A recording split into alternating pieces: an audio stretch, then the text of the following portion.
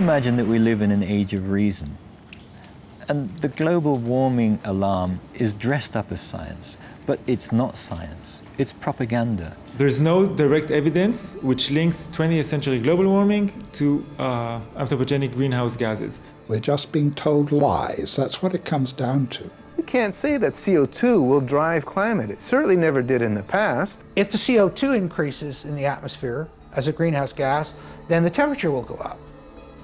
But the ice core record shows exactly the opposite. So the fundamental assumption, the most fundamental assumption of the whole theory of climate change due to humans is shown to be wrong. The whole thing stinks. Man-made global warming is no longer just a theory about climate. It is the defining moral and political cause of our age. Campaigners say the time for debate is over. Any criticism, no matter how scientifically rigorous, is illegitimate, even worse, dangerous. But in this film, it will be shown that the Earth's climate is always changing, that there is nothing unusual about the current temperature, and that the scientific evidence does not support the notion that climate is driven by carbon dioxide, man-made or otherwise.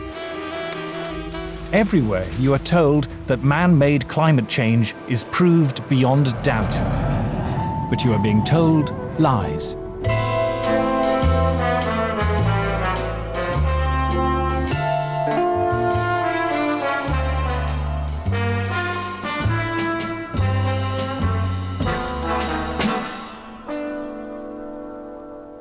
When people say, well, you don't believe in global warming, I say, no, I believe in global warming. I don't believe that human CO2 is causing that warming. A few years ago, if you would ask me, I would tell you it's CO2. Why? Because just like everyone else in the public, I listened to what the media had to say. Each day, the news reports grow more fantastically apocalyptic. Politicians no longer dare to express any doubt about climate change. There is such intolerance of any dissenting voice. Are some of the worst climate criminals on the planet. This is the most politically incorrect thing possible, is to doubt this climate change orthodoxy. Global warming has gone beyond politics. It is a new kind of morality. Now, the Prime Minister's back from his holidays, unrepentant and unembarrassed about yet another long-haul destination. Yet, as the frenzy over man-made global warming grows shriller, many senior climate scientists say the actual scientific basis for the theory is crumbling. There were periods, for example, in Earth's history when we had 3 times as much CO2 as we have today, or periods when we had 10 times as much CO2 as we have today. And if CO2 has a large effect on climate, then you should see it in the temperature reconstruction. If we look at climate through the geological time frame, we would never suspect CO2 as a major climate driver. None of the major climate changes in the last 1,000 years can be explained by CO2. We can't say that CO2 will drive climate. It certainly never did in the past. I've often heard it said that there is a consensus of thousands of scientists on the global warming issue and that humans are causing a catastrophic change to the climate system. Well, I am one scientist, and there are many that simply think that is not true. Man-made global warming is no ordinary scientific theory. This morning, the Intergovernmental Panel on Climate Change made up of... It is presented in the media as having the stamp of authority of an impressive international organization. From the IPCC, the United Nations Intergovernmental Panel on Climate Change, or IPCC. The IPCC, like any UN body, is political.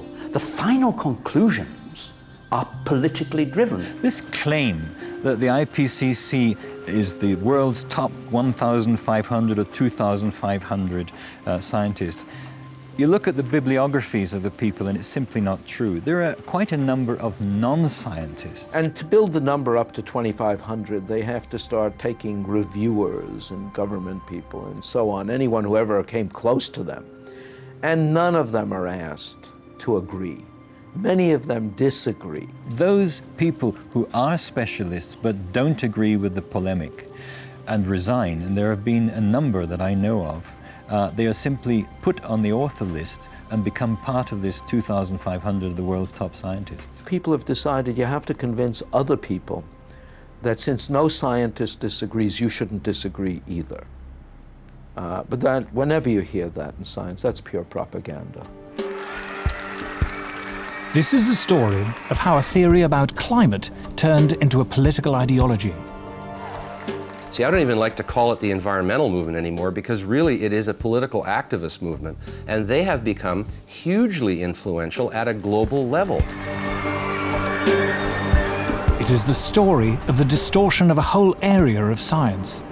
Climate scientists need there to be a problem in order to get funding. We have a vested interest in creating panic, because then money will flow to climate science. There's one thing you shouldn't say, and that is, this might not be a problem. It is the story of how a political campaign turned into a bureaucratic bandwagon. Fact of the matter is that tens of thousands of jobs depend upon global warming right now. It's a big business. It's become a great industry in itself. And if the whole global warming farrago collapsed, there'd be an awful lot of people out of jobs and looking for work. This is a story of censorship and intimidation. I have seen and heard their spitting fury at anybody who might disagree with them, which is not the scientific way. It is a story about Westerners invoking the threat of climatic disaster to hinder vital industrial progress in the developing world. One clear thing that emerges from the whole environmental debate is the point that there's somebody keen to kill the African dream, and the African dream is to develop. The environmental movement has evolved into the strongest force there is for preventing development in the developing countries.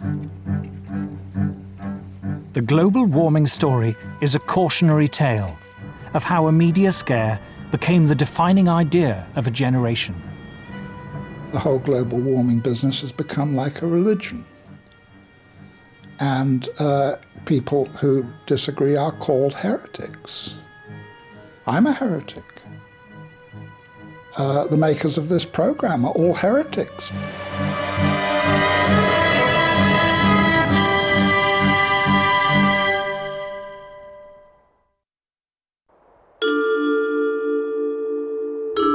In 2005, a House of Lords inquiry was set up to examine the scientific evidence of man-made global warming. A leading figure in that inquiry was Lord Lawson of Blaby, who, as Chancellor of the Exchequer in the 1980s, was the first politician to commit government money to global warming research. We had a very, very thorough inquiry, took evidence from a whole lot of people expert in this area and produced a report. What surprised me was to discover how weak and uncertain the science was. In fact, there are more and more thoughtful people, some of them a little bit frightened to come out in the open, but who quietly, privately, and some of them publicly, are saying, hang on, wait a minute, this simply doesn't add up. We are told that the Earth's climate is changing. But the Earth's climate is always changing.